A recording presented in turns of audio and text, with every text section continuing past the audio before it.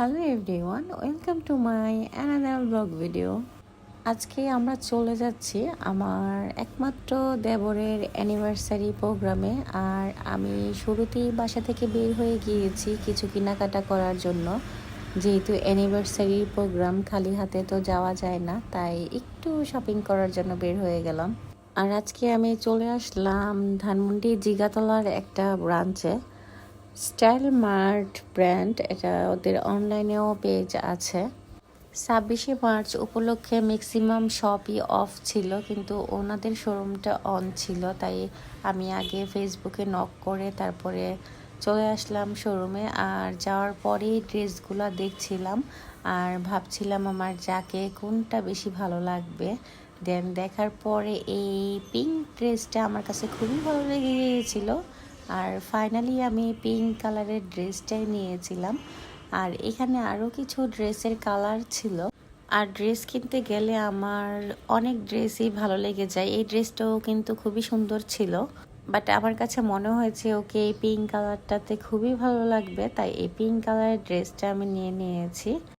ওদের কালেকশনগুলো সবগুলোই অনেক বেশি নাইস ছিল। আর আমার জায়ের ড্রেসটা কেনার পরে আমি আবার চলে যাব আমার দেবরের জন্য কিছু একটা কেনার জন্য। আর এই তো ফাইনালি আমার জায়ের ড্রেসটা কিনে ফেলেছি। আর ড্রেস কেনার পরেই আমি চলে যাব জিগাতলা থেকে এলিফ্যান্ট রোড। আর ঢাকা কিন্তু এখনও একদমই ফাঁকা, কেউই মনে হয় আসেনি, সবাই বাড়িতে।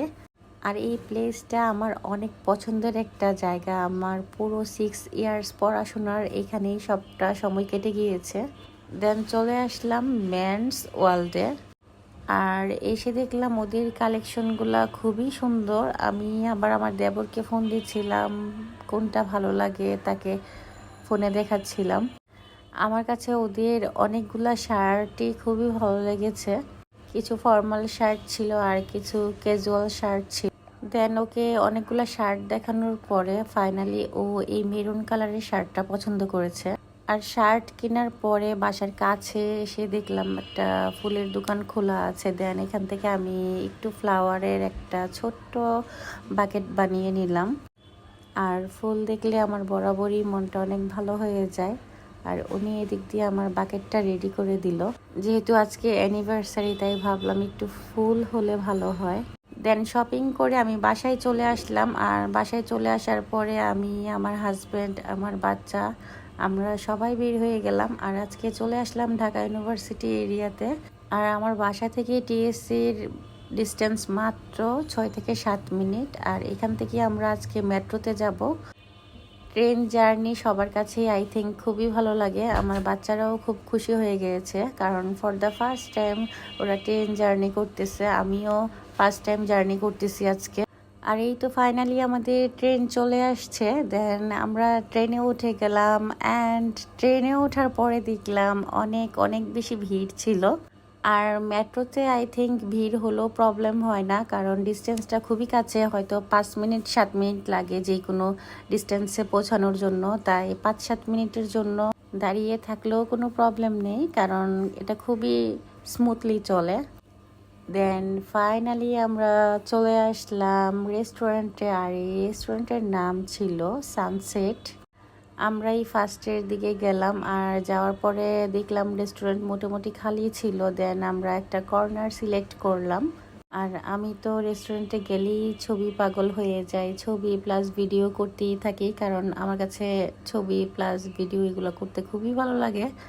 দেন বাচ্চারা বায়না ধরলো আইসক্রিম খাবে, কারণ ওদের আইসক্রিমের যে সেকশনটা ছিল ওটা একদমই বাচ্চাদের সামনে ছিল। আর বাচ্চাদের বের করলে কিছু একটা যেটা চায় সেটা যদি না দেওয়া হয় তাহলে ওদের জিদ করা শেষই হয় না। তাই আমরা দিয়ে দিলাম আইসক্রিম। বাচ্চার বাবা ওদের আইসক্রিম খাওয়াচ্ছিল আর আমি বাইরে এসে একটু ভিডিও করে নিলাম পুরো ইন্টেরিয়রটা। রেস্টুরেন্টটা কিন্তু খুবই লাক্সারি ভাইব ছিল। যারা পিকচার তুলতে চান তারা অবশ্যই যেতে পারেন এই রেস্টুরেন্টে। আর রেস্টুরেন্টের খাবারের কোয়ালিটি যদি বলা হয়, খাবারের কোয়ালিটি একদমই আমাদের কাছে ভালো লাগেনি। আমাদের কাছে মনে হয়েছে অনেক বেশি প্রাইস, প্লাস খাবারের মান একদমই ফালতু। ওরা ঈদ উপলক্ষে ওদের যে সেট মেনুটা রেখেছিল, 850 করে পার প্লেটার ছিল, প্লাস তার সাথে পানি অ্যাড করে প্রায় পার প্লেটার ছিল 900 টাকা করে। আই থিঙ্ক 900 টাকা করে।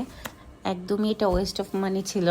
আর এইখানে শুধু চিকেনের আইটেম ছিল, বিফের কোনো আইটেম ছিল না। ওই অনুযায়ী প্রাইসটা অনেক বেশি হাই ছিল।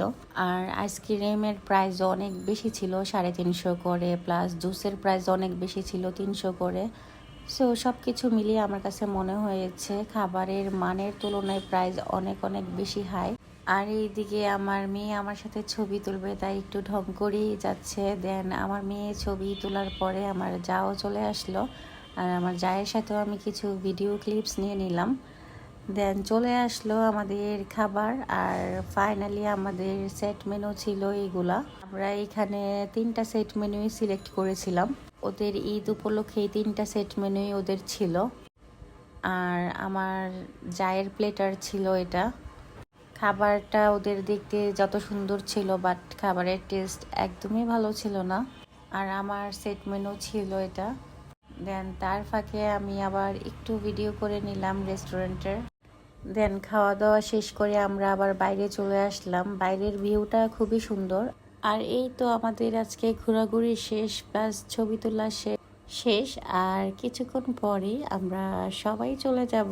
আর আমরা অনেক আগে চলে আসছিলাম, তাই আমরা আগেই বের হয়ে গেলাম। খাওয়া দাওয়ার পরেই আমরা বাসার দিকে চলে যাচ্ছি।